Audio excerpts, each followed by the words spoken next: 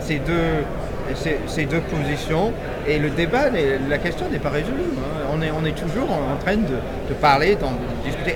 Est-ce un lieu de travail, est-ce qu'une entreprise peut se transformer en un lieu social ou dans lequel on peut entretenir des relations authentiques, humaines et sociales.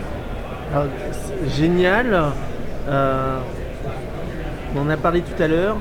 On se posait la question entre les entreprises françaises ou européennes, les entreprises américaines. Oui. Ouais.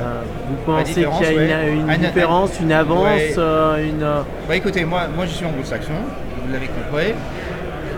Je suis de nationalité britannique, mais j'ai passé mon enfance au Canada, à Toronto.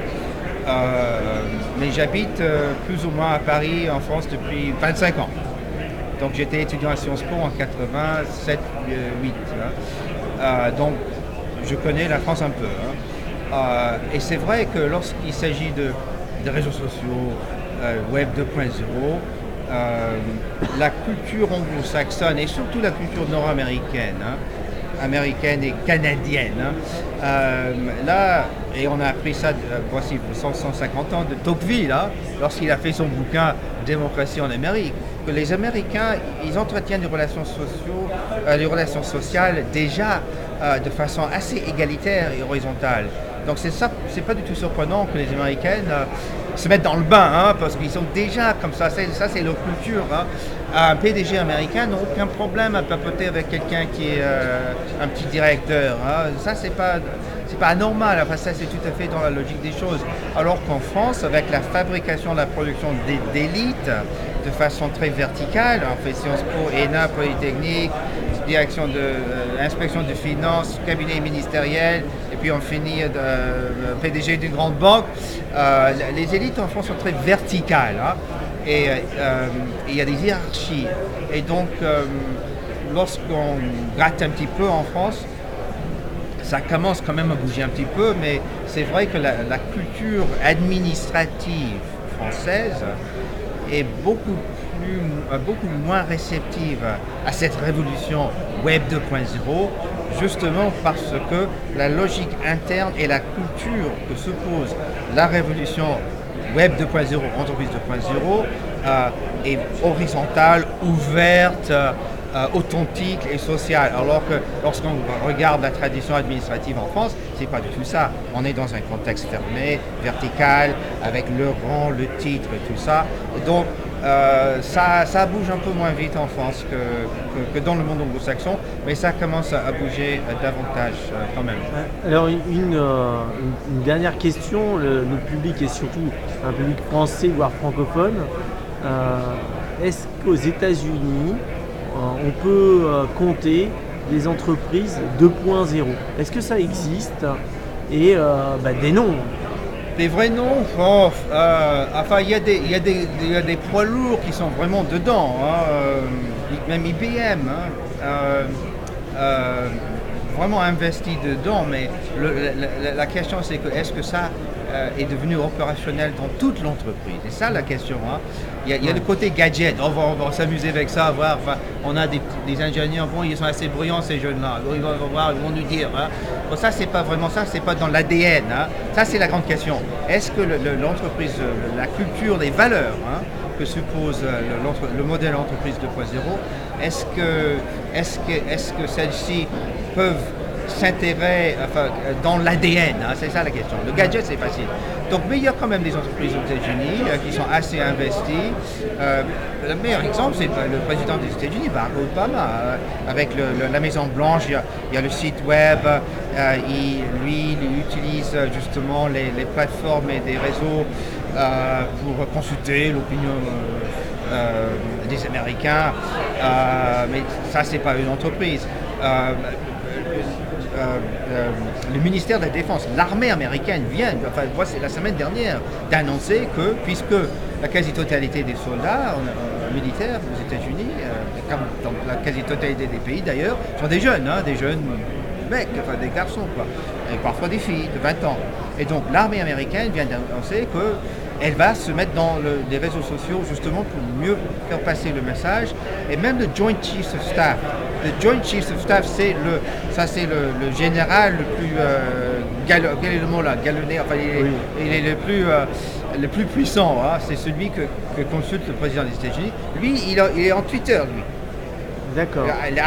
L'amiral Mullen, là, il est en Twitter. Le CIA, hein, un réseau social qui s'appelle Intellipedia.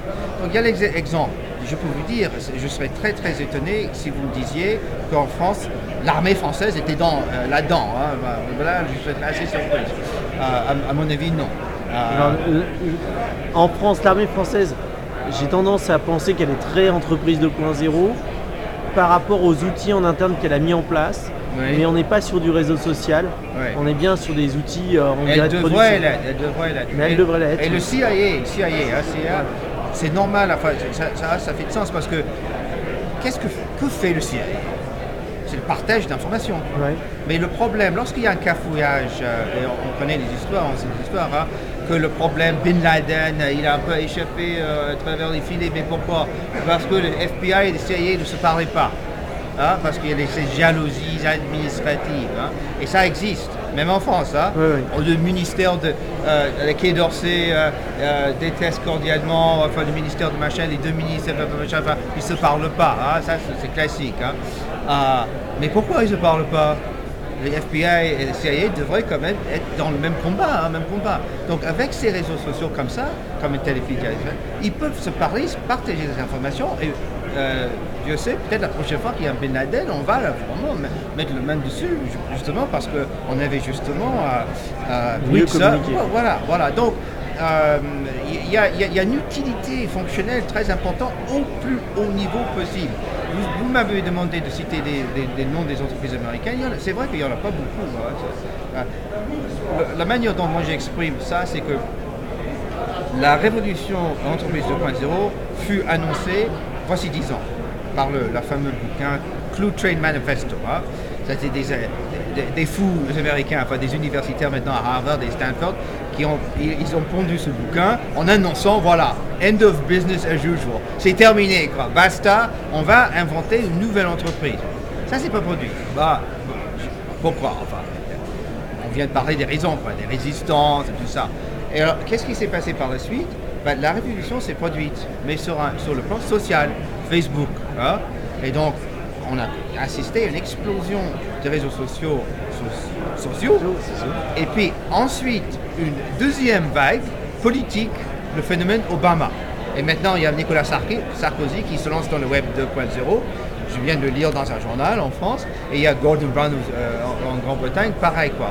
Donc, si on suit la chronologie, on avait annoncé une révolution au sein de l'entreprise qui ne s'est pas produite.